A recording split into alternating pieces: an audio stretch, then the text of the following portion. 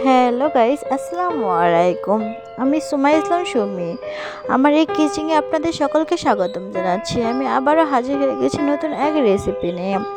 আজকে আমি আপনাদেরকে দেখাবো বেগুন ভুনার রেসিপি। আপনারা তো বেগুন ভাজি, বেগুনের তরকারি সবাই খেয়েছেন। আজকে অন্য এক ধরনের টিপস নিয়ে এসেছি। চলুন তাহলে শুরু করা যাক। আমি এখানে একটি বেগুন নিয়ে নিয়েছি। বেগুনটাকে ভালোভাবে প্রথমে এটাকে কেটে নেব। দেখতেই পারছেন কিভাবে আমি কেটে নিচ্ছি। আমি এখানে বটির সাহায্যে কেটে নিচ্ছি। বেগুনটা থাকবে বেশি চিকনও না, বেশি মোটাও না, এরকম করে কাটতে হবে। এটা বলে দেওয়ার মতো কিছু না, এটাকে দেখে বুঝতে হবে কিভাবে কেটে নিচ্ছি। আমি বেগুনগুলোকে এভাবে কেটে নিয়েছি। এখন এটাকে আমি পানির মধ্যে 1 ঘন্টার জন্য ভিজিয়ে রেখে দেব। আপনাদের হাতে যদি সময় না থাকে তাহলে অল্প কিছুক্ষণ ভিজালেও চলবে। আমি ফিরে আসছি 1 ঘন্টা পর। এখানে আমি দিয়ে দিচ্ছি হলুদ গুঁড়া, মরিচের গুঁড়া আর দিয়ে দিচ্ছি স্বাদ মতো লবণ। এখন বেগুনের সাথে ভালোভাবে মাখিয়ে নেব।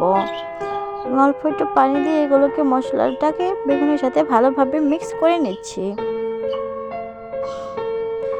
ঠিক যেরকম করে বেগুন ভাজি করতে হয় ওই রকম করে প্রথমে আমি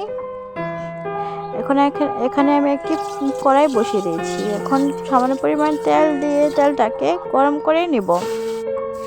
তেলটা গরম হয়ে গেছে, এখন এই বেগুনগুলোকে এর মধ্যে দিয়ে দেব। বেগুনটাকে আমি ভালোভাবে ভাজি করে নেব। প্রথমে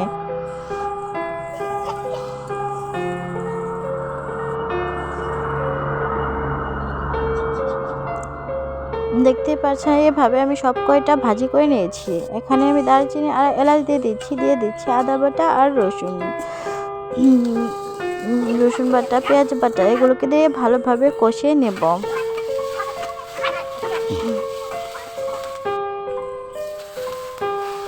এগুলো ভালো ব্রাউন কালার করে ভেজে নিয়ে এখানে আমি সামান্য একটু পানি অ্যাড করে দিয়ে দিচ্ছি জিরা বাটা, হলুদ গুঁড়া, লঙ্কা গুঁড়ো, স্বাদ মতো লবণ। এখন এগুলোকে ভালোভাবে কষিয়ে নেব। এখন দিয়ে দিচ্ছি টমেটো কুচি।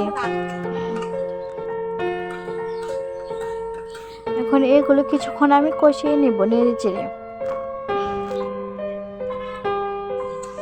এগুলো আমার কষানো হয়ে গেছে। এ পর্যায়ে আমি আগে থেকে রাখা বেগুন ভাজিগুলো দিয়ে নেড়ে চেড়ে দেব। এখানে অবশ্যই একটু হালকা করে সাবধানে নাড়তে হবে, না হলে বেগুনগুলো ভেজে যেতে পারে। আমার এই রেসিপিটি হয়ে গেছে। আশা করছি আমার এই রেসিপিটি আপনাদের কাছে ভালো লেগেছে। এটি ভালো লাগলে অবশ্যই বাসায় একবার হলেও তৈরি করবেন। আজকে এখানে বিদায় নিচ্ছি। সকল সুস্থ থাকবেন, ভালো থাকবেন। আল্লাহ হাফেজ।